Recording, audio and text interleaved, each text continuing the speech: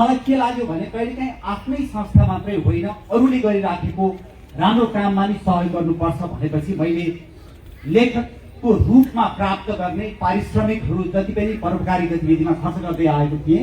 मैले मेरो पुस्तकबाट प्राप्त गर्ने रोयल्टी चाहिँ त्यो मितेरी फाउन्डेसनलाई दिन्छु भनेर पुस्तकमा पनि लेखेँ र अघि रविजीले भन्नुभएको जस्तै आजसम्म 11 लाख रुपियाँ उहाँलाई हस्तान्तरण गरिसकेको रहेछु यो पुस्तक लेखेर प्राप्त भएको लेखेको कष्टबाट र आज 1 लाख जोड्दा 12 लाख भयो।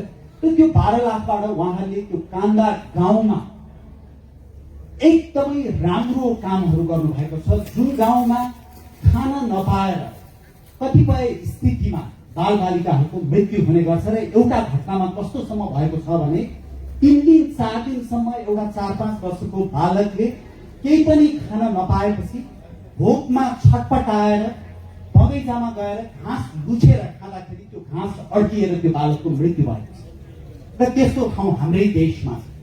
र त्यसपछि मैले यो रविन्द्र मिश्रका कवितामा चितवनका कान्दा भन्ने एउटा कविता लेखेको रहेछु। त्यो कविता म वाचन गरेर सुनाउँछु जसले मलाई किन राजनीतिमा आउन प्रेरित गर्यो भन्ने कुरालाई एउटा कन्टेक्स्ट सेट गर्छ। कविताको शीर्षक कान्दाका चेतना। माथि सबै उदाङ्ग ती चाउरिएर लत्रिएका स्तनहरू, सुकेका दुधका बुन्टाहरू, स्याप्पै बसेको पेटबाट तल्तिर एक सरो कपडाले छोपेको लास, गए राति भोकै सुतेर बिहानैदेखि औँला चुसेर तोलाइरहेका सर्वाङ्ग नागका ती शिशुहरू, ती वर्षौं वर्षदेखि मेरो अध्ययनका विषय अनुसन्धानका आँकडा, रचनाका रंग र परिचयका अङ्ग बनेका छन्। फेसबुकमा प्रदर्शित तिनको चित्र हेरेपछि पो थाहा पाएँ तिनको नाममा बदलिएको सिर्फ म रहेछु। ती त हिजो जे थिए आज पनि त्यही छन्, कान्दाका चेपाङको। धेरै धेरै धन्यवाद। अब फेरि यो अब हामी के गर्दैछौँ भन्ने कुरा रविजीलाई पनि थाहा थियो। त्यो चाहिँ के हो भने मैले भनिहालेँ यस स्थिति जुन कवितामा मैले गरेको छु त्यो स्थितिले नै हो मलाई राजनीतिमा संक्रमण गर्न प्रेरित गर्ने। तर अहिले म जुन किसिमको राजनीति गरिराखेको छु त्यो राजनीतिको मूल ध्येय भनेको यहाँ उपस्थित युवाहरू जो हुनुहुन्छ उहाँहरूको जीवनमा परिवर्तन ल्याउनु सकियो भने आफ्नै जीवनमा पनि ल्याउने हो, देख्ने हो, हेरेरै मर्ने हो। तर पनि यहाँ धेरै युवाहरू हुनुहुन्छ जसको जीवन अझै पनि सम्भवतः 55, 60, 65 वर्ष तपाईहरूले यो देशमा बिताउनुपर्छ र ती युवाहरूको लागि आज हामी जे प्रयास गरिराखेको छौँ त्यसैको परिप्रेक्ष्यमा राजसँगै राजका जुन पुस्तक अहिले प्रकाशित भयो तर यसको सार्वजनिक विमोचन चाहिँ 1-2 हप्तापछि गर्ने भनेर प्रकाशकहरूले भन्नुभएको छ। तर त्यो पुस्तक म 3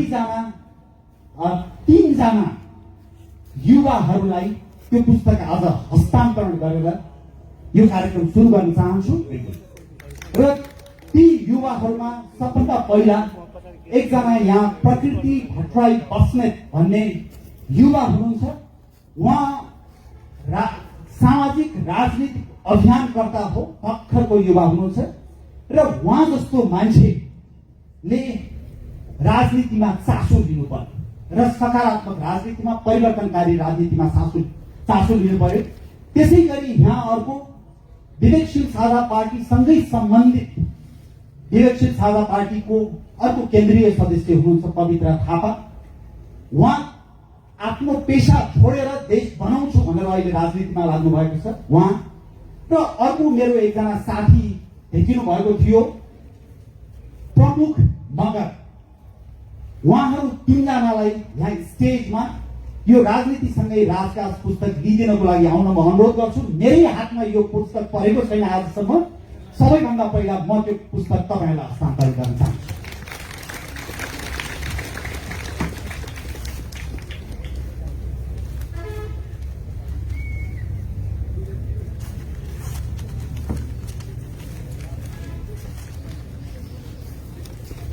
चाहिँ उहाँको चाहिँ सेसन चाहिँ यसपछि छ पनि भन्नुहुन्छ प्रकृतिमा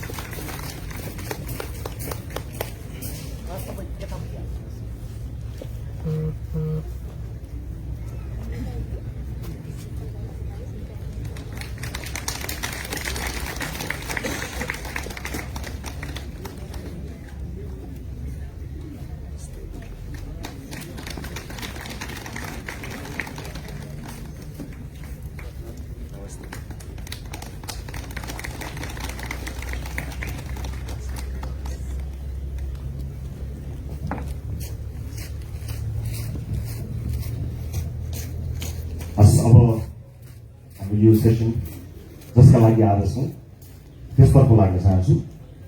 हुन त यो पुस्तक आइसकेको छैन, तर यो सेसनलाई अगाडि बढाउने र यो कुराकानीलाई चाहिँ सहजकर्ताको रूपमा मैले त्यो भूमिका निर्वाह गर्ने भएपछि फाइन प्रिन्टले यसलाई उपलब्ध गराएको थियो र यसमा छापिएका लेखहरू भनौँ, यसमा अगाडि छापिएका लेख र केही नयाँ कुराहरू पनि यसभित्र रहेको मैले पाएँ। यस अघि पनि त्यसमा रहेका केही लेखहरू पढ्ने अवसर प्राप्त भएको थियो र यसलाई पुस्तक वार्ता त छँदैछ, पुस्तकसँग सम्बन्धित वार्ता त छँदैछ, तर यो पुस्तकभित्र उहाँले राजनीतिसँगै राजकाजभित्र त्यो राजनीतिको परिकल्पना गर्नुभएको देखेको हुनाले त्यो परिकल्पनाभित्र अनेकौं प्रश्नहरू आए मलाई।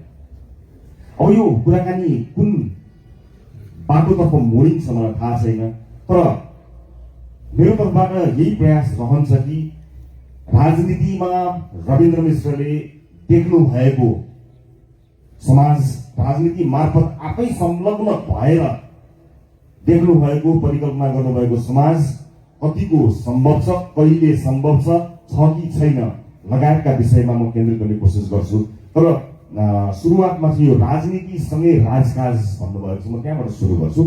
राजनीति र राजकाजमा यसको भिन्नता भनौँ न, यसलाई राजनीति जेनरल मान्छेले आम बुझाइमा के हुन्छ भने राजनीति भने राजनीति राजकाजै हो भन्ने आम बुझाइ हुन्छ। तपाईँले त्यसलाई राजनीतिसँगै राजकाज भन्नुभएको छ, यसलाई चोटकरीमा प्रश्न पार्नुहोस् न, यो शीर्षकलाई अथवा यो राखिनुलाई अलिकति प्रश्न पार्नुहोस् अनि अगाडि बढौँ। राजनीति र राजकाज अत्यन्तै अन्तर सम्बन्धित विषय हुन्, तर नेपालमा हामीले राजनीति धेरै गर्यौं तर राजकाज गर्न जानेनौं। त्यो भनेको के हो भने कर्मचारी तन्त्रमा 6वटा 10वटा युनियन खोल्नु राजनीति, त्यो राजकाज होइन। शिक्षक प्राध्यापकमा 6वटा 10वटा युनियन खोल्नु त्यो राजनीति हो, राजकाज हो। न्याय परिषदमा भागभण्डा गर्नु, संवैधानिक आयोगमा भागभण्डा गर्नु, त्यसपछि सर्वोच्च अदालतमा भागभण्डा गर्नु त्यो राजनीति हो, राजकाज हो। र राजकाज सही ढङ्गबाट गर्ने हो भने सर्वोच्च अदालतलाई सर्वोच्च अदालत भएर काम गर्न दिनुपर्छ, कर्मचारी तन्त्रलाई कर्मचारी तन्त्र भएर काम गर्न दिनुपर्छ, सरकारी वेतनधारीहरूको युनियन खारेज गर्नुपर्छ। र राजकाज गर्नको लागि यही पुस्तकमा पनि मैले उल्लेख गरेको छु, 4-5वटा विशेषता आपसमा अन्तर सम्बन्धित रहेछ। ती विशेषताहरू हुन नितान्त जरुरी छ। एउटा इमानदारी हुनै पर्यो। राजनीति इमानदारी भएन भने क्षमता मात्रै हुँदा त्यो क्षमता भएको र इमानदारी नभएको व्यक्तिले क्षमतै नभएको व्यक्तिको भन्दा बढी घात गर्दछ। त्यो सँगसँगै क्षमता हुनै पर्यो, सँगसँगै कमन सेन्स अथवा सामान्य सूझबुझ। जस्तो यहाँ कतिपय ठाउँमा वडा अध्यक्षहरूले असाध्यै राम्रो काम गर्नुभएको छ, उहाँहरूले धेरै नपढ्नु भएको होला, तर उहाँहरूको सामान्य सूझबुझ यति इमानदार छ कि उहाँहरूले कसरी त्यो काम गर्ने भन्ने उहाँहरूलाई थाहा छ। सामान्य सूझबुझ तेस्रो गुण हुनै पर्ने रहेछ। त्यसपछि राजकाज गर्ने व्यक्तिको लागि दूरदृष्टिकोण असाध्यै जरुरी रहेछ। आज मैले गरेको कामबाट, गैँडाकोटमा अथवा हर्कपुरमा गरेको कामबाट 50 वर्षपछि हर्कपुर र गैँडाकोट कस्तो हुन्छ भनेर सोच्न सक्नै पर्दो रहेछ। र त्यसपछि विचार, यो 5वटा राजनीति राजकाज गर्नको लागि, राजनीतिको लागि यी 5वटा गुण अत्यावश्यक रहेछ। यसमा कुनै कम कुनै बेसी होला, तर यी गुणहरू भएको व्यक्ति राजकाजको लागि उपयुक्त छ। यी गुणहरू नभएको व्यक्ति राजनीति गर्न सक्छ, तर उसले राजकाज गरेर देशको नेतृत्व गर्न सक्छ। अब यो परिप्रेक्ष्यमा तपाईँलाई आउने प्रश्नहरू प्राय उस्तै हुने गर्दछन्। तपाईँका पछिल्ला भनौँ 5-7 वर्षमा तपाईँका जवाफ पनि लगभग सकिए भने पनि हुन्छ, उस्तै हुन्छ। खालि त्यसलाई अलिकति प्रश्नहरूमा पनि केही मर्मसला र उत्तरहरूमा पनि केही मर्मसला जस्तो देखियो। भन्नुको मतलब के छ भने अलमोस्ट तपाईँको एजेन्डै सकियो भने जस्तो पनि मान्छेहरूले सोचेका छन्। अब के भन्नु छ रविन्द्र मिश्रहरूलाई? अब भ्रष्टाचारको विरुद्धमा कुराकानी गरिरहेका हुन्छन्। भ्रष्टाचार न्यूनीकरण भयो अथवा जो भइरहेका मेन स्ट्रिमका पोलिटिकल पार्टिजहरूले अलिकति राम्रा नेताहरू आउन थाल्दै र भएका नेताहरूमा सुधार आउन थाल्यो भने भन्ने के त, गर्ने के त, खोइ त तपाईँको राजनीतिक एजेन्डा भन्ने कुराले सधैँ तपाईँलाई पेचिलो प्रश्नको रूप लिएर तपाईँहरूमाथि आक्रमण भइ नै रहन्छ। यसो होइन कि तपाईँले त्यसको जवाब दिनुभएको छैन, आन्द्रैबाट दिइसक्नु भएको छ तपाईँले। तैपनि तपाईँमाथि यो प्रश्न निरन्तर चलिरहन्छ। मान्छे सेटिस्फाई भएका छैनन्, तृप्त नै हुन सकेका छैनन् मान्छेहरूले। आज तृप्त पारिदिनुहोस् त, तपाईँको आवश्यकता किन, केका लागि तपाईँहरू आउनुभएको, कुन राजनीतिक एजेन्डा छ तपाईँहरूसँग, ताकि यहाँ भएका मानिसहरू जो ताली बजाउनका लागि तपाईँका लागि ताली बजाउन त आफ्नो हात बोकेर आउँछन्, तर भोट हाल्ने बेलामा त्यो हात कन्तै पुर्याउँछन्। आज स्पष्ट पार्दैछ। यो तपाईँहरूलाई भनिएको हो नि, याद गर्नु होला। यो राजनीतिमा हामीले उठाएका एजेन्डा अरू कुनै पार्टीले पूर्ण गरिदियो भने हाम्रो एजेन्डा सकिन्छ भन्ने होइन। त्यसो हो भने त विकसित मुलुकहरूमा सामान्यतया कैयौं विषयमा एजेन्डाहरू उस्तै हुन्छन्, विकासका एजेन्डाहरू, तर त्यसलाई प्रभावकारी रूपमा कसरी लागू गर्न सक्छ भन्ने कुरामा प्रतिस्पर्धा हुने गर्छ। त्यसकारणले हामीले उठाएका एजेन्डा भोलि अरूहरूले लागू गर्न प्रयास गरे भने पनि हाम्रो दायित्व एज अ पोलिटिकल पार्टी के हुन्छ त भने हामी त्योभन्दा प्रभावकारी ढङ्गबाट त्यो विषयलाई उठाउँछौँ भन्ने एउटा पक्ष हुन्छ भने अर्को पक्ष समयक्रममा नयाँ एजेन्डाहरू सृजना हुन्छन्। तपाईँहरूले संसारको जुनसुकै देशमा हेरे पनि त्यस्तै हो। तर आजको हकमा हामीले उठाएका एजेन्डा पुराना पार्टीहरूले कुनै पनि हालतमा पूरा गर्न सक्दैनन्। पुराना पार्टीहरूले यहाँ शिक्षा, सार्वजनिक शिक्षा र स्वास्थ्य सेवा निशुल्क र गुणस्तरीय गर्न सक्छन्, कुनै पनि हालतमा सक्दैन। तर विडम्बना के हो भने बरु पैसा नभएर आफ्नो घरको हजुरबुवाको उपचार गर्न नपाएर मृत्यु होला, तर त्यही घरबाट गएर पुराना पार्टीलाई नै भोट हालिदिन्छ। विडम्बना त्यहाँनिर। त्यसै गरी घरमा आफ्नो बच्चाले राम्रो शिक्षा नपाउला, तर त्यही घरबाट गएर पुरानो पार्टीलाई भोट हालिन्छ। विडम्बना त्यहाँ। र शिक्षा र स्वास्थ्य निशुल्क र गुणस्तरीय नभइकन संसारमा कुनै पनि देशले प्रगति गरेको छैन। साथमा हामीले भनेको छौँ तपाईँको सामाजिक सुरक्षाको विषय ल्याएको छौँ। यहाँ कैयौं ज्येष्ठ नागरिकहरू हुनुहुन्छ। ती ज्येष्ठ नागरिकहरूको उमेर बढ्दै गएपछि घरको सबभन्दा ठुलो चिन्ता के हो भने उहाँको उपचार गर्नु पर्यो भने कुन चाहिँ खेत बेच्नुपर्ने हो, कुन चाहिँ बारी बेच्नुपर्ने हो, घरको कुन चाहिँ अंश बेच्नुपर्ने हो, जिन्दगीभरको कमाएको सम्पत्ति कति सिद्धाउनु पर्ने भन्ने हुन्छ। हामी के भन्छौँ भने जुनसुकै ठाउँमा नेपालभित्र जन्मिएको नागरिकको कमसे कम आधारभूत मानव अधिकार समान हुन्छ। त्यो हाम्रो एजेन्डा। र सँगसँगै हामीले भनेका छौँ भ्रष्टाचार विरुद्धको अभियान र सुशासन, रोजगारी हाम्रा प्रमुख एजेन्डाहरू हुन्। यी एजेन्डाहरू कुनै पनि हालतमा निकट भविष्यमा कसैले पूरा गर्छ भनेर सोच्नु भएको छ भने त्यो सबैको भ्रम हो भन्ने हाम्रो निष्कर्ष हो। अब यो अलिकति महत्त्वका साथ सुनिदिनु होला। म तपाईँलाई केही कुराहरू बताउन चाहन्छु। जस्तो नेपालमा सशस्त्र विद्रोह सुरु हुँदाखेरि मान्छेहरूलाई सपना देखाइएको थियो। इभन किताब कापी यो बुर्जुवा शिक्षा पढ्न पनि पर्दैन, तिमीहरूलाई जागिर मिलाइदिन्छौँ, यो मिलाइदिन्छौँ, खेत तिमीहरूकै हो, तिमीहरूले नै पाउँछौ लगायतका थुप्रै सपनाहरू बाँडिएको थियो। हतियार थमाइएको थियो। कोही हतियारको डरले युद्धका लागि, कोही आफ्नो जीवन सफल हुन्छ होला भनेर, अथवा जसले सम्झाए बुझाए तिनलाई विश्वास गरेर आफ्नो जीवनमा आमूल परिवर्तन हुन्छ भन्ने विश्वास लिएर लागे। परिणाम के भयो त्यसको पछाडि गयो नै पर्दैन, परिणाम जे छ त्यही छ।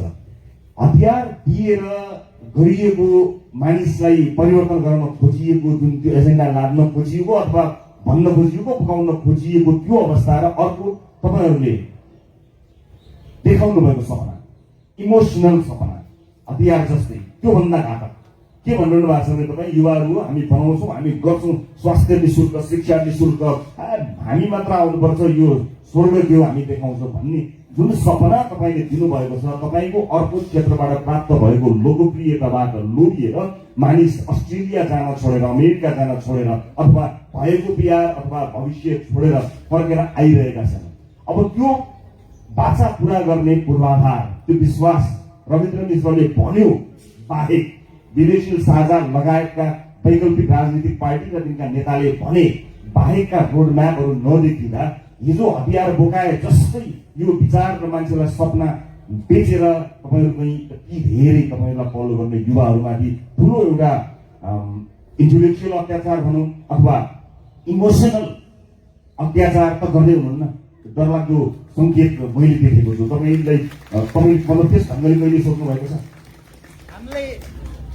हामीले यो अर्को माइकको पनि व्यवस्था गर्नु होला, बोली गर्दा इन्टरप्ट भयो त्यो। हामीले स्कुलबाट 13-14 वर्षको बच्चाहरूलाई घिसारेर लगेर बन्दुक बोकाएका छौँ। हामीले घरमा किरिया बसेको व्यक्तिलाई ढोकाबाट घिसारेर बाहिर लिएर आएर टुपी काटेका छौँ। हामीले स्कुलमा पढाइरहेको शिक्षकलाई तानेर घिसारेर बाहिर लगेर छातीमा गोली ठोकेका छौँ। हामीले गाउँमा बसेर आफ्नो श्रम गरेर बाँचिरहेको एउटा विपन्न नागरिकलाई सुराकीको आरोप लगाएर ढोकाको चौकोसमा राखेर घुँडामा बन्चरोले हानेर घुँडा फुटाएका छौँ। हामीले के गरेका छौँ? लोकतन्त्र छ देशमा, हामी हाम्रो विचारबाट हाम्रा विचारलाई तपाईँहरूसम्म पुर्याएर तपाईँहरूको मन परिवर्तन गर्न चाहन्छु, तपाईँहरूको मन र मत परिवर्तन गर्न चाहन्छु र संसारभरि लोकतन्त्रमा हुने केही हो त्यसलाई इमोसनल ब्ल्याकमेल भनिँदैन। यो कुरा तपाईँहरू सबैले बुझ्नु जरुरी छ र त्यसको लागि हामीले रोड म्याप के छ भन्दाखेरि यो छोटो 45 मिनट 1 घण्टाको सेसनमा सम्पूर्ण कुराहरू गर्न सम्भव नहोला, तर हामीले भनेका छौँ यो देशमा सार्वजनिक शिक्षा निःशुल्क र गुणस्तरीय गर्दा कसरी भनेर हामीलाई धेरैले प्रश्न गर्नुहुन्छ। सबभन्दा पहिला सांसदहरूलाई ठेक्दार बनाउने गरेर दिएको सांसद विकास कोष तपाईँले काट्नु भयो भने 5 वर्षमा लगभग 1 खरब रुपियाँ बच्छ र 1 खरब रुपियाँले झन्डै झन्डै 500वटा गुणालेखन शैलीको स्कुल बन्छ। गर्न सकिँदैन? सरकारले आज हामी उन्नति सांस्कृतिक ग्राममा बसेर यो कार्यक्रम गर्दैछौँ। सांस्कृतिक ग्राम बनाउने जिम्मा व्यक्तिको हो कि सरकारको हो, स्थानीय निकायको? म हिजो विनोदजीसँग कुरा गर्दै थिएँ, उहाँसँग मैले भने सोलमा जानुभयो भने सोल दक्षिण कोरियाको राजधानी एकदम आधुनिक सहरमा रूपान्तरण भयो, तर उनीहरूले एउटा क्षेत्रमा यसै गरी सांस्कृतिक ग्राम बनाएर सम्पूर्ण परम्परालाई सुरक्षित राखेका छन्। र म छक्क केमा परे भने त्यहाँ डोको छ, नाम्लो छ, जाँतो छ, तपाईँको चाङ्लो छ, सबै नेपालमा ढिकी छ, सबै छ। अब भोलि यस्ता किसिमका कामहरू गर्ने सरकार हामीलाई चाहियो कि चाहिएन? हाइवे बनेको छ, त्यो बाटोमा जति इन्चको पिच गर्नुपर्ने हो अन्तर्राष्ट्रिय मापदण्ड अनुसार त्यति इन्चको पिच गर्ने इमान भएको नेतृत्व हामीलाई चाहियो कि चाहिएन? यो कुरा गर्दा इमोसनल ब्ल्याकमेल भन्ने होइन। र यो कुरा मतदाताले नि बुझ्दिएन भनेदेखि रविजी यो दोहोरो हुन्छ। हामी हाम्रो तर्फबाट इमानदार प्रयास गर्छौँ र मैले त कहिलेकाहीँ भन्ने गरेको छु, मेरो आँखामा हेरेर भन्नुहोस् कि म खराब मान्छे हुँ भन्नुहोस्, हामी खराब मान्छे हौँ भन्नुहोस्, होइन भने सही मान्छे हो भने हो हाम्रो त सहयोग छ तपाईँहरूलाई, तपाईँहरू अगाडि बढ्नुहोस्। तर के गर्ने, हाम्रो त बाउबाजेदेखि हामीले काङ्ग्रेस र कम्युनिस्टलाई भोट दिएर आएको, हाम्रो भोट चाहिँ अन्त दिन मिल्दैन है भन्नुभयो भने हामीले सामूहिक रूपमा यो उद्देश्य हासिल गर्न सक्दैन। दुवैतर्फको त्यत्तिकै बलियो प्रयासको आवश्यकता पर्छ। अब रविन्द्रजी, तपाईँको भन्दा पनि अझ आक्रोशमा, तपाईँको भन्दा पनि अझ जोसमा, तपाईँको भन्दा पनि अझ स्पष्ट रूपमा नेपाली जनतालाई विभिन्न समयमा विभिन्न राजनीतिज्ञहरूले आफ्ना कुराहरू राखेकै हुन्। अझ जोरदार तरिकाले, अझ फुल एजेन्डा सहित, अझ फुल एनर्जीका साथ राखेकै हो। तर आज त्यो भनाइलाई विश्वास गरेर आएका नेपाली जनताले जे पाए, तपाईहरूको चरित्रमा शङ्काको सुविधा त छ होला, किनभने तपाईँ सत्तामा पुगिसक्नु भएको छैन। तर पुग्नु अगाडि नै एउटा दुईटा अध्यक्ष राख्नै पर्ने, एउटा मान्छे मिलाउन सक्नुहुन्न। तपाईँहरूको भेलाहरूमा पनि त्यही किसिमको अलिकति लुछाचुरी जस्तो, झैँझगडा जस्तो त्यो चरित्र जन्मनु पाएको छैन। लड्न सुरु गर्नुभयो भनेपछि तपाईँहरूको भविष्यप्रति चिन्ता अभिव्यक्त गर्न त पाइयो नि, किनभने जसरी तपाईँले कन्भिन्स गर्नु भएको छ आफ्ना मतदातालाई, जुन आक्रोश अथवा जुन समाजका व्यक्तिहरू विरुद्ध जति खरो तपाईँ प्रस्तुत हुनुहुन्छ, कि अहिले भएकै नेताहरू तपाईँभन्दा कम खरो थिए र तपाईँभन्दा कम स्वाभिमानी देखिन्थे र तपाईँको भन्दा गजबको मुकुट त यिनीहरूले पनि लगाएका थिए नि। कतै तपाईँको यो प्रतिबद्धता त्यस्तै अर्को रङ फेरिएको, अलिकति बदलिएको, अलिकति नयाँ किसिमको मुखौटो त होइन भन्ने शङ्का त गर्न पाइयो नि। समाज धेरै भ्रष्ट भएपछि त्यो समाजमा असल मान्छे हुँदो पनि हुन्छन् भनेर समाजले विश्वासै नगर्दछ। किनभने हाम्रो समाज यति रसातालमा पुगिसक्यो कि संसारमा सबैभन्दा भ्रष्ट मुलुक मध्येको मुलुकमा हामी पर्छौँ र समाज मध्येमा पर्छौँ भनेपछि स्वाभाविक रूपमा यहाँ असल काम गर्छु भनेर आउनेलाई त्यही परिप्रेक्ष्यमा प्रश्न गर्दाखेरि तपाईहरू पनि त्यस्तै त हुनु होला नि भनेर प्रश्न गर्नु स्वाभाविक हो।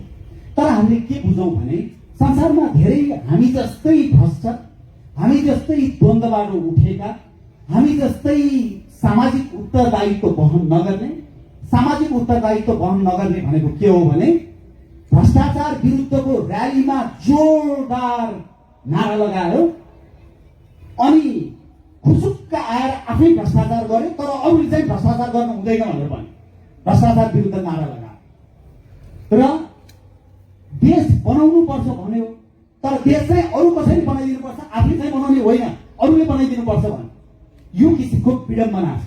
त्यस कारणले गर्दाखेरि त्यो आशंका हुनु स्वाभाविक हो र त्यसलाई हामीले स्वाभाविक रूपमा लिन्छौँ र त्यसलाई त्यो तपाईँहरूले व्यक्त गरेको सद्भाव र चिन्तालाई हामीले सकारात्मक रूपमा ग्रहण गर्नुपर्छ। त्यसले हामीलाई बिग्रिनबाट बचाउँछ। तर यहाँ उपस्थित भएका धेरै साथीहरू विभिन्न पेसाका हुनुहुन्छ। सबैजना राजनीतिमा आउनुहोस् भन्न मिल्दैन, तर सबैजनाले भोट खसाल्नुहोस् भन्न चाहिँ मिल्छ, त्यो नमिल्ने होइन। हिजो विनोद चौधरीजीको सेसनमा विनोद चौधरीजीले एउटा कुरा गजबको गर्नुभयो। उहाँले के भन्नुभयो भने म एफएनसीसीआईको अध्यक्ष भएँ, म सिएनआईको अध्यक्ष भएँ, म सफल अध्यक्ष भएँ, तर मैले परिवर्तन गर्न सकिनँ। पछि मैले उहाँसँग संवाद गर्दा भने परिवर्तन गर्नको लागि राजनीति र त्यो पनि सही राजनीतिक प्लेटफर्म अत्यन्तै जरुरी छ। नत्र भएदेखि फेरि सफल चाहिँ हुन सक्छ व्यक्ति, तर परिवर्तन चाहिँ आउँदैन, त्यो व्यापक रूपमा परिवर्तन आउँदैन। उहाँ व्यक्तिगत रूपमा एकदमै सफल हुनुभयो, संसारमै सफल हुनुभयो र उहाँले व्यक्तिगत रूपमा गरेका कामले कतिवटा उदाहरण पेश गर्ने। राज्यले गर्यो भनेको यस्ता सांस्कृतिक ग्राम 7वटा प्रदेशमा र अझ त्योभन्दा पनि बढी एक-एकवटा होइन, हामी 3-3वटा बनाउँछौँ भन्यो भने राज्यले चाहिँ एउटा सिग्नेचरमा सक्छ नि। अब व्यक्तिले गर्यो भने कैयौँ वर्ष लाग्छ। त्यस कारणले गर्दाखेरि मैले भनेको के हो भने हो आशंका छ, त्यो आशंका हामीले निवारण गर्दै जानुपर्छ। तर त्यो निवारण गर्ने क्रममा हामी प्रति सहानुभूति सद्भाव राख्ने व्यक्तिहरूको संख्या पनि सँगसँगै बढ्यो भनेदेखि त्यो हाम्रो बल बढ्छ र हामी परिवर्तनको दिनमा। बिल्कुल, मैले तपाईँसँग के पनि जोड्न खोजेँ भने जस्तो आइदिनुहोस् भनेर भनौँ न आफ्नो आह्वान गर्नु र आउनु पर्ने वातावरणको सृजना गर्नु दुई अलग कुराहरू हुन्। त्यो वातावरणको सृजना गर्ने सिलसिलामा कुराकानी गर्दा त्यसमा पछिल्लो समयको राजनीतिक घटनाक्रमहरूमा तपाईँहरूको उपस्थिति तपाईँहरूले बाहेक धेरै मान्छेले थाहा पाएनन्। यत्रो परिवर्तन भयो, बरु सत्ताधारी दलै प्रतिपक्ष भन्दा तगडा प्रतिपक्ष भइदियो। तर त्यस्तो अवस्थामा पनि देशमा यत्रा ठुला राजनीतिक मुद्दाहरू हुँदाखेरि पनि तपाईँहरू त्यसरी भिजिबल हुनु भएन, तपाईँको आवाज त्यति धेरै सुन्न सकिएन, सङ्ख्यामा कम भएर हो कि अथवा के हो त्यसको जवाब तपाईँ दिनु होला। त्यस कारणले यी सबै चिजहरू यतिखेर त तपाईँहरू झन अझ खरो हुनुपर्ने थियो, अझ बढी सशक्त हुनुपर्ने थियो। संविधानमाथिको प्रहारदेखि लिएर जुन जस्तो उथलबाट पछिल्लो महिना राजनीति गुज्रियो त्यहाँ तपाईँहरू खोइ भनेर खोज्नुपर्ने अवस्था आयो भनेपछि हामीलाई लाग्दा है, फेरि तपाईँहरूको हामी त भयङ्कर देखियो नि भन्ने लाग्ला, तपाईँले बताउनु होला। तर आम बुझाइमा एउटा संसदमा नभएको दल त अझ बढी यो त एउटा राजनीति गर्ने दलका लागि त एउटा अवसर हुनुपर्ने थियो। त्यो अवसरको सदुपयोग गर्ने लगायतका काममा तपाईँहरू चुन्नु भएको हुनाले तपाईँहरूमा परिपक्वता छैन। राजनीतिक एजेन्डाहरूमा तपाईँ अझ बढी डरो र खरो हुनुहुन्न कि भन्ने आशंकाहरू पनि छ। म आज आशंकाहरू धेरै गरिरहेको छु ताकि यसले तपाईँलाई अझै स्पष्ट पार्न मद्दत गरोस्। यो राम्रो कुरा शिला खोजे चाहिँ खोज्नुपर्ने समाज रहेछ। हाम्रो बागमती प्रदेशमा 3 जना सांसदहरू हुनुहुन्छ। एउटा विश्वासिलो गैर सरकारी संस्थाले गरेको अध्ययनले के देखायो भने विवेकशील साझा पार्टीका 3 जना सांसदहरूले गएको 3 वर्षमा प्रदेश सभामा सबभन्दा सकारात्मक सबभन्दा सशक्त भूमिका निर्वाह गरे भनेर निष्कर्ष निकाल्यो। तर त्यो तपाईँहरू धेरैलाई थाहा छैन। अब हामी यो सरकारका अथवा कुनै पनि किसिमका व्यक्तिका विरुद्ध बारम्बार सडकमा निस्किन्छौँ र हामीले हाम्रो तहबाट गर्न सक्ने प्रयासहरू गरिराखेको छौँ। अब किन मान्छेहरू आएनन् भन्ने कुरामा चाहिँ फेरि दोहोरो हुँदो रहेछ। एक हातले ताली नबज्दो रहेछ। म तपाईँलाई सानो उदाहरण दिन्छु। तराईबाट उखु किसानहरू एकदमै विपन्न कुपोषित देखिने उखु किसानहरू केही लाख रुपियाँ श्रम गरेको पाइएन, काठमाडौँले न्याय गर्छ कि भनेर काठमाडौँ आए, माइती घर मण्डलामा रात बिताए, नुनको ढिका जस्तो आँसु खसाले र कोही कोहीले त्यही ज्यान गुमाए। हामीले विवेकशील साझा पार्टीले हामीले भन्यौँ आउनुहोस् न, उहाँहरूलाई साथ दिउँ, उहाँहरूको मनोबल बढाउँ, उहाँहरूले आफूले श्रम गरेको पैसा पाउनुपर्छ भन्दा 2-3 दर्जन भन्दा बढी त्यहाँ युवाहरू देखा परेन।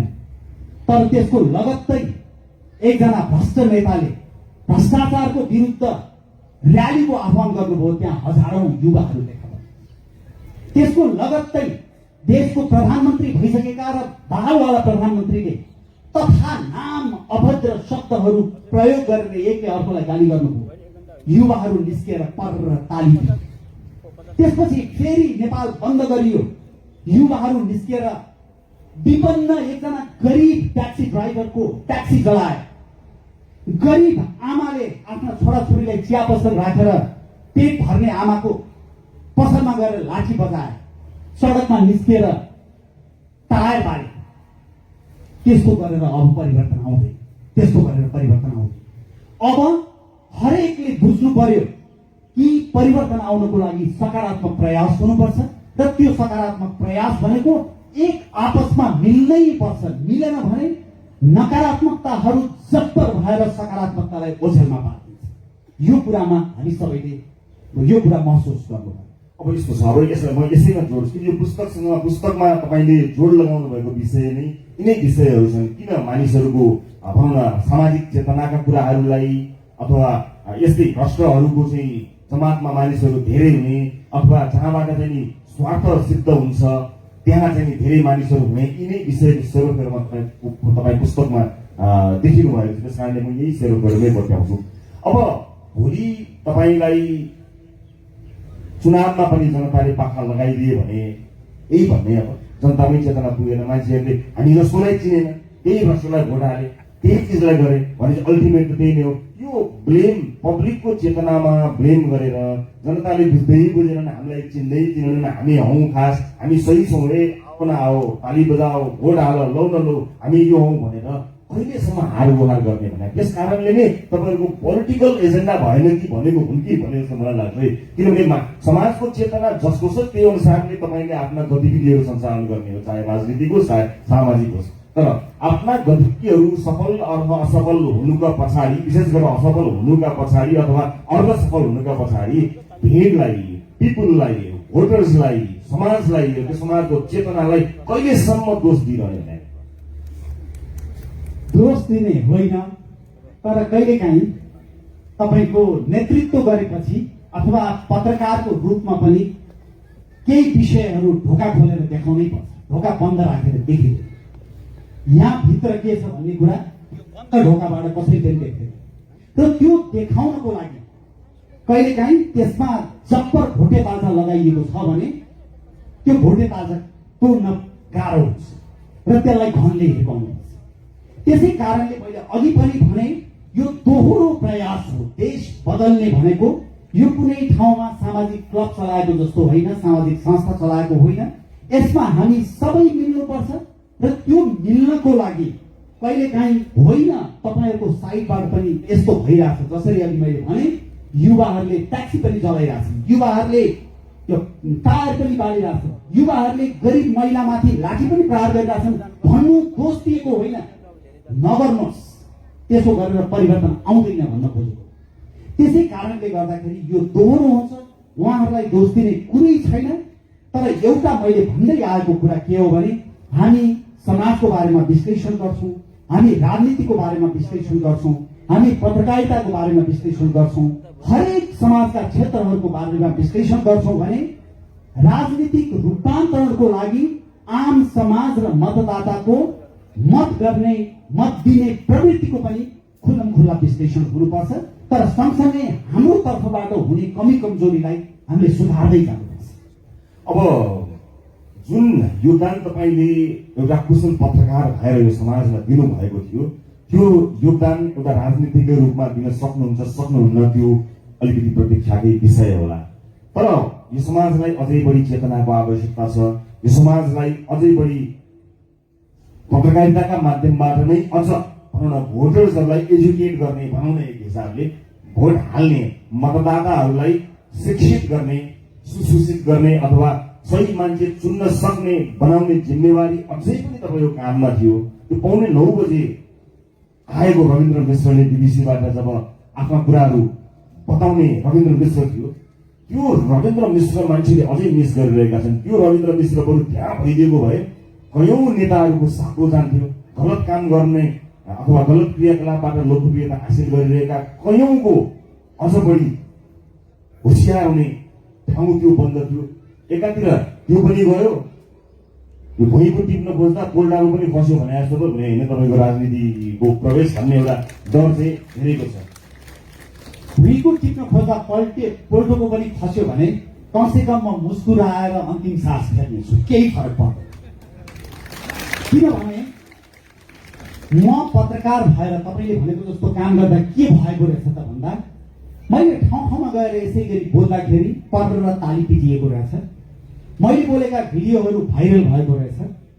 कविता वाचन गरेर एउटा मानव सेवा आश्रमको लागि 50 लाख रुपियाँ उठेको रहेछ।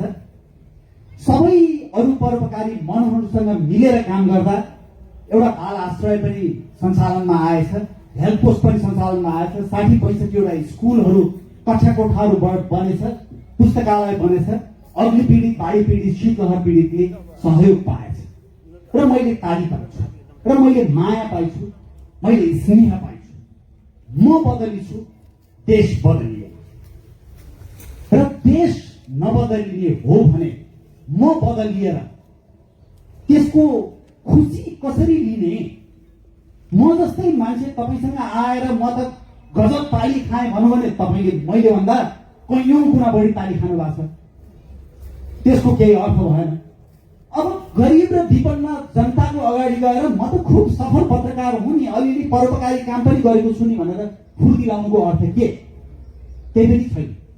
त्यसै कारणले गर्दाखेरि फेरि मैले विनोदजीलाई उद्धृत गर्न चाहे। उहाँले सेक्टोरल चेन्ज मात्रै सम्भव भयो मैले गरेको कामबाट, देशको ओभरअल चेन्ज सम्भव भएन भनेर जुन भन्नुभयो, त्यसै गरी मलाई पनि अनुभूति के भयो भने मैले चितवनको कान्दाका विपन्नका बारेमा कविता लेखेर त्यसलाई कविता संग्रहको रूपमा प्रकाशित गरेँ, तर त्यसले कान्दाका विपन्नहरूको जीवन चाहिँ परिवर्तन गर्न सक्छ। र त्यो परिवर्तन गर्न तपाईँ जस्ता मान्छे पनि कुनै बिन्दुमा सक्नुहुन्छ भने राजनीतिमा आउनुपर्छ। अब एउटा म लगभग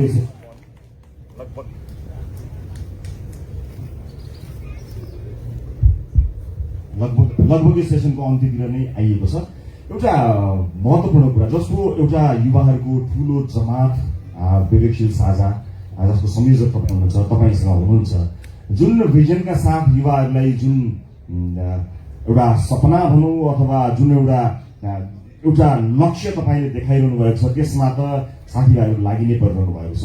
यसो सम्झिनुहोस् न, भर्खरै संविधान प्राप्त भएर एउटा व्यवस्था अगाडि बढ्दै गरेको अहिलेको भनौँ राजनीतिक परिवेश छ, यहाँ वैकल्पिक शक्तिको आवश्यकता अहिले पुरा नभएको पो हो कि? किनभने जुन मूलधारका राजनीतिक दलहरू छन्, ती मूलधारका राजनीतिक दलहरूको जुन संयन्त्र छ, यदि त्यो संयन्त्रमा तपाईँहरू जस्ता विवेकशील साझामा भएका त्यस्ता जुझारू केही गरौँ भन्ने युवाहरू यी मूलधारका दलहरूसँग तपाईँ समेत मिलेर जान सकेको भए त्यो दल सफा हुन्थ्यो।